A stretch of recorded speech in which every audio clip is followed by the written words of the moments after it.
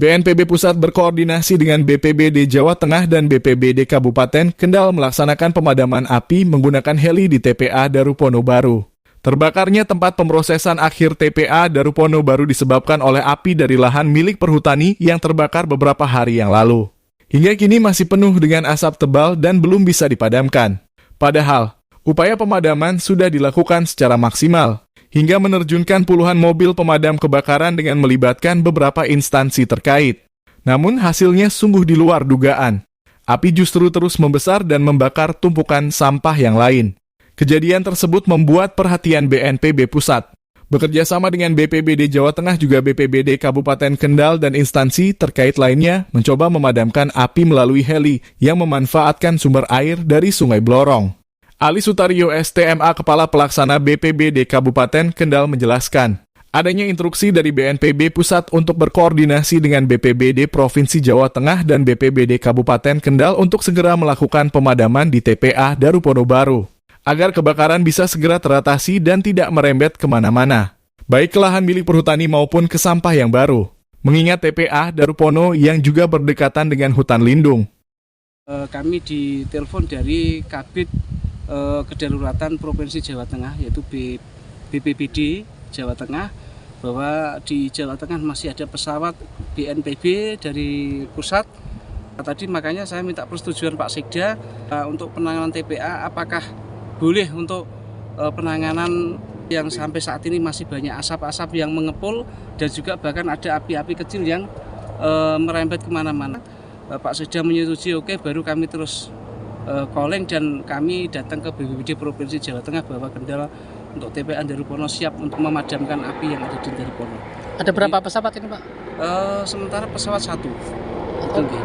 Hanya satu heli. Kalau sampai sore ini belum bisa dipadamkan atau mungkin asapnya belum bisa hilang, kemungkinan besok bisa diagendakan kembali. Tapi kami harus koordinasi dulu dengan BPBD Provinsi Jawa Tengah. Kalau damkar kita menunggu instruksi dari LH. Kalau memang dari LH masih membutuhkan damkar dan juga dari tempat kami BPBD, kami siapkan. Tetap kita dropping air untuk pemadaman atau asapnya biar hilang. Sementara itu, Wiwik Yulianti, Subkoordinator Seksi Pengelolaan Persampahan DLH Kendal mengatakan, terbakarnya TPA Darupono Baru tidak membuat DLH Kendal menutup pembuangan sampah ke TPA. Dikarena jumlah perharinya sampah yang harus ditampung di TPA Darupono cukup banyak. Pihaknya pun sudah memberikan instruksi kepada semua yang beraktivitas di situ untuk lebih berhati-hati. Selalu perhatikan sekeliling, baik kepada pekerja, sopir pengangkut sampah, dan pemulung yang ada di TPA Darupono Baru. Kalau untuk pengangkutan sampah tetap berlangsung ya Pak. Jadi kebakaran hari Sabtu itu kita hentikan sementara. Jadi melihat situasi yang hari Sabtu itu tidak kita perkenankan untuk pengangkutan sampah yang masuk ke TPA kita larang.